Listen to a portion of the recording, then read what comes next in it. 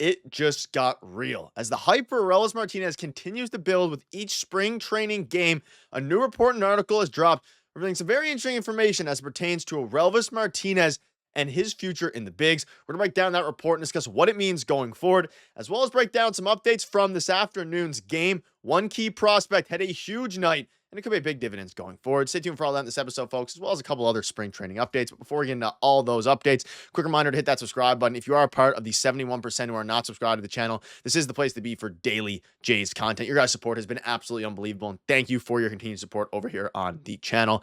Ladies and gentlemen, today was an interesting day. Obviously, the spring training game wasn't televised. It wasn't on a radio broadcast anywhere. So against the Orioles, the Jays lost 11-8, but we still have some things to go over from that game, even though it wasn't recorded on TV. It wasn't, of course, on the radio. We heard some things from the reporters about what happened, so I'll update you on that game as well.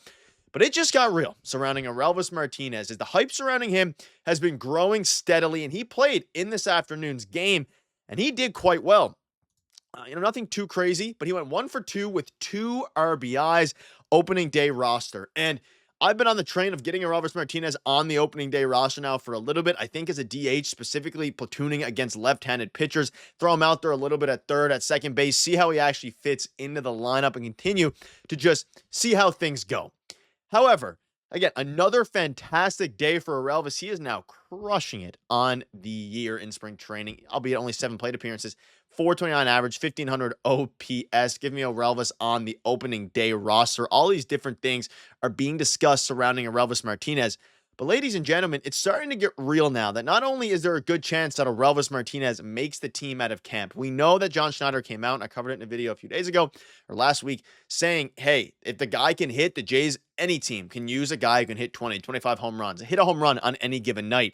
And that is absolutely what Orelvis Martinez can do, right? There's no doubt about it. That's what he can do.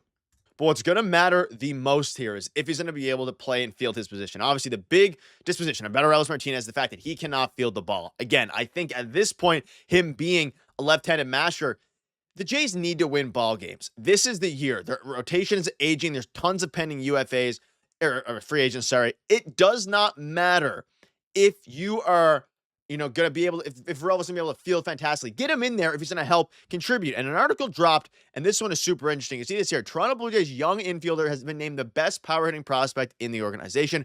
Orelvis Martinez, fighting to make the Jays roster as an infielder or a DH, was shown some love by MLB Pipeline. Now, obviously, MLB Pipeline, MLB.com, they're going to be updating the rankings. Keegan on our show said early March, right?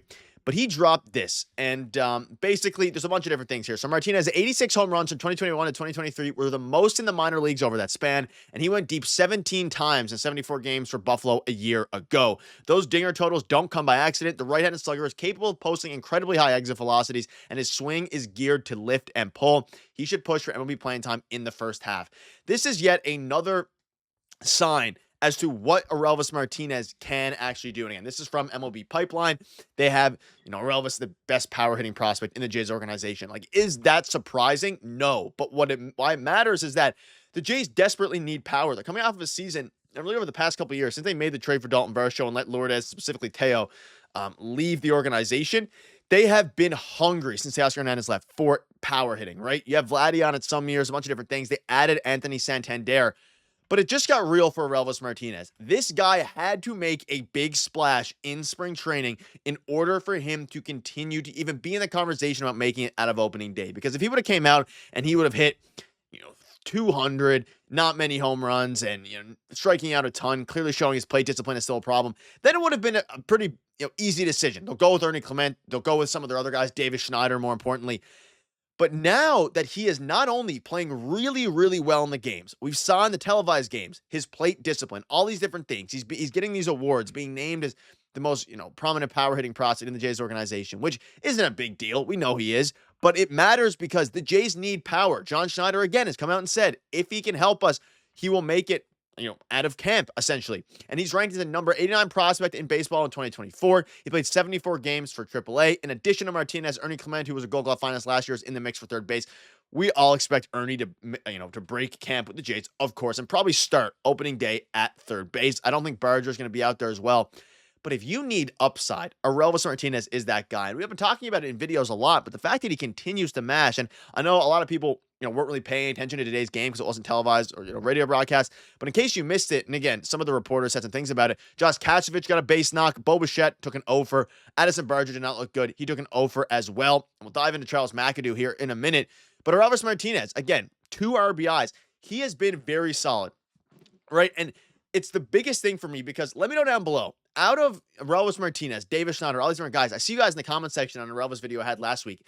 Most fans want Orelvis Martinez to break camp, with the Blue Jays. And the reason is because his upside can elevate this team. A lot of guys like David Schneider, even Ernie Clement to a degree, though I think he's a very serviceable player, they're not going to drastically improve the ceiling of this team, right? Yeah, they'll keep the floor at a decent area. I don't think David Schneider is capable of hitting 30, 35 home runs in a season. Orelvis Martinez, you can throw him out there, and I even think he can hold his own against right-handed pitchers, but especially against lefties. Throw him out there. He will mash the baseball. He'll give you upside, and then groom him into an okay defensive, second baseman or third baseman. You can learn behind the best second baseman defensively we've ever seen in the past 5 years, 10 years in Andres Gimenez, depending on how you value him. He's one of the best second base defensemen we've ever seen, right? And it's not crazy to say that. One of the best defensive second basemen according to metrics in the history of baseball since the StatCast era.